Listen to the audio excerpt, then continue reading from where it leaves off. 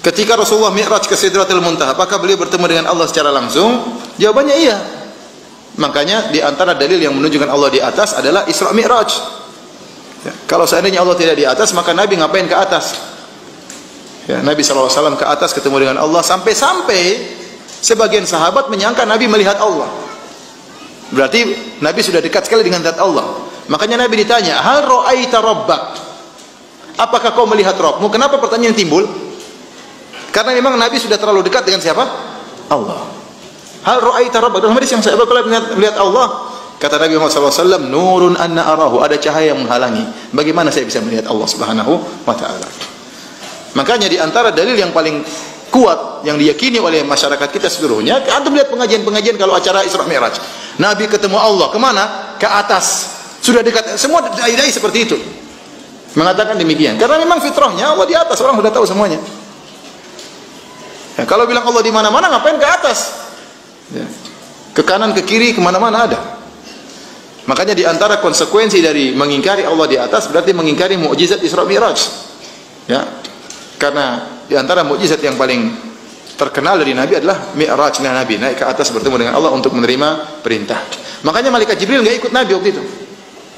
Waktu Nabi turun dari langit Sidratul Muntaha, turun ke bawah ketemu Nabi Musa. Nabi Musa tanya, bagaimana? Nabi Musa aja nggak tahu pembicaraan antara Nabi dengan Allah Subhanahu wa taala. Kata Nabi, disyariatkan 50 salat sehari semalam, 50 waktu. Kata Nabi Musa, umatmu nggak kuat. Saya sudah mencoba umatku, minta keringanan. Kata Nabi, saya pun naik lagi ke atas. Ketemu siapa? Kata Allah. Kata Nabi, antara saya dengan Allah, ya. Sebentar, saya ingin sebutkan lafalnya. Jadi disebut dalam riwayat, ya, Nabi setelah turun dari Allah Subhanahu wa taala, ya, Allah mewajibkan salat 50 waktu. Maka Nabi Musa berkata, raji' rabbak, ya. Kembalilah kepada Rabbmu, minta keringanan. Fa inna ummataka la tutiku dzalik. Sungguh umatmu tidak mampu. Aku pun kembali kepada Allah, ya. Dan Allah menghilangkan setengahnya. Jadi berapa? 25. Kemudian setelah diturunkan jadi 25, lapor lagi kepada Nabi Musa. Nabi Musa berkata, ya, farji' ila rabbik, kembalilah kepada Rabbmu, ya. Irji' ila rabbik, fa inna ummataka la tutiku dzalik. Sungguhnya umatmu tidak mampu.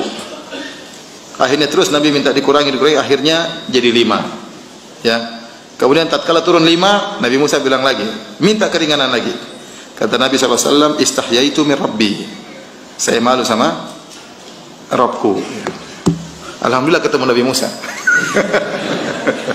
Ketahuilah bahwasanya mustawa adalah ciptaan Allah, arsy ciptaan Allah. Dan bagaimana kisah dialog Nabi Muhammad dengan Allah Subhanahu wa taala? Ini adalah pemahaman akidah. Ketahuilah bahwasanya Allah di saat Allah berbicara dengan Sayyidina Muhammad sallallahu alaihi wasallam dengan cara yang hanya Allah dan Rasulnya yang tahu. Allah dan Rasulnya yang tahu. Dan ketahuilah, di saat itu Nabi Muhammad naik ke atas Sidratul Muntaha, naik lagi ke mustawa. Kemudian disitulah Nabi Muhammad berbicara dengan Allah Subhanahu wa ta'ala. Jangan sampai setelah itu ada keyakinan bahwasanya Allah ada di atas sana. Seolah-olah Nabi Muhammad perlu naik ke atas karena Allah ada di atas. Dan ini memang tertanam keyakinan di masyarakat semacam ini, karena tidak pernah diingatkan, apalagi muncul akidah sesat menyesatkan. Allah di mana? Lalu dijawab di langit. Pertanyaan Allah di mana, Allah di langit adalah ini adalah ciri akidah sesat dan menyesatkan. Bukan akidah ahli sunnati wal jamaatil asy'ariyati, tapi itu akidah mujassimah, akidahnya orang yang keluar dari jalur kebenaran, jalur akidah ahli sunnati wal jamaati. Lalu bagaimana kisah Nabi Muhammad kenapa harus naik ke atas di saat harus berbicara dengan Allah? Ketahuilah, Allah ada tanpa tempat, tidak butuh tempat, karena Allah yang menciptakan tempat. Sebelum Allah menciptakan tempat, Allah sudah ada. Dan setelah Allah menciptakan semesta dan tempat termasuk arsy, maka Allah tetap seperti sebelum menciptakan tempat, tidak butuh dengan arsy. Jangan sampai seperti penjelasan sebagian orang yang akidahnya sesat, arsy Allah duduk di atas, kursi Allah di atas arsy. kemudian kursi Allah, kemudian tempat untuk meletakkan kaki Allah. Naudzubillah. Itu mujassimah. Mujassimah itu adalah kelompok akidah yang mengatakan Allah jisim, berarti seperti manusia, dan itu hakikat syirik, tidak boleh ada. Ini kalau tidak dijelaskan bisa salah. Lalu bagaimana kisahnya Nabi Muhammad naik turun? Katailah, waktu Nabi Muhammad berdialog dengan Allah, mendapatkan pesan sholat 50 waktu, mendapatkan wahyu sholat 50 waktu. Kemudian Nabi Muhammad turun ketemu Sayyidina Musa, dan Sayyidina mengingatkan agar minta kepada Allah agar sholatnya itu dikurangi. Setelah naik lagi, Nabi Muhammad kenapa harus naik? Kalau Allah tidak butuh tempat, kenapa Nabi Muhammad harus naik ke atas? Dan kenapa harus naik ke atas? Katailah bahwasanya tempat tersebut adalah mustawa Sidratul Muntaha, dan mustawa adalah tempat istimewa yang telah Allah siapkan untuk Sayyidina Muhammad sallallahu alaihi wasallam.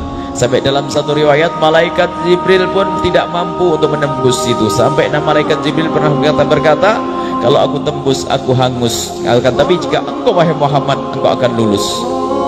Jadi Nabi Muhammad SAW bisa melewati, karena itu tempat hanya disiapkan oleh Allah untuk Rasulullah. Dan di tempat mulia itulah Nabi Muhammad berbicara dengan Allah, berdialog dengan Allah Subhanahu wa ta'ala. Dengan cara apa? Hanya Allah yang tahu, dan hanya Nabi Muhammad yang tahu, yang merasakan itu semuanya. Bukan berarti itu tempatnya Allah. Masih ingat kisah Sayyidina Musa alaihissalam? Ini perbandingan. Waktu Sayyidina Musa berada di Bukit Tur Sina, wa kallamallahu Musa taklima, Allah mengajak juga berdialog, berbicara dengan Musa waktu Sayyidina Musa berada di Bukit Tur Sina. Yang harus kita yakini bahwasanya Bukit Tur Sina bukan tempatnya Allah, tapi Bukit Tur Sina adalah tempatnya Sayyidina Musa.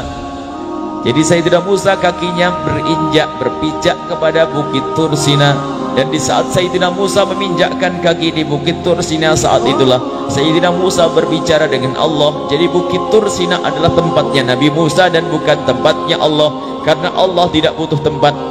Seperti halnya mustawa adalah tempat berbijaknya Sayyidina Muhammad, bukan tempatnya Allah. Allah tidak butuh tempat. Lalu kenapa Sayyidina Muhammad harus naik ke mustawa? Karena itu tempat mulia. Seperti halnya di saat-saat tertentu, kalau kita ingin menghadap kepada Allah, kita perlu ke masjid, ataupun kita ke Masjidil Haram. Itu bukan karena Allah ada di dalam masjid, dan bukan karena Allah ada di dalam Ka'bah sana, bukan. Akan tapi karena itu tempat yang telah Allah persiapkan di bumi sebagai tempat mulia untuk memohon kepada Allah Subhanahu wa ta'ala.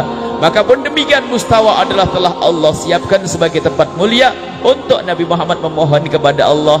Nabi menganggap permintaan ini adalah permintaan yang luar biasa, maka Nabi tidak meminta kepada Allah di asal tempat.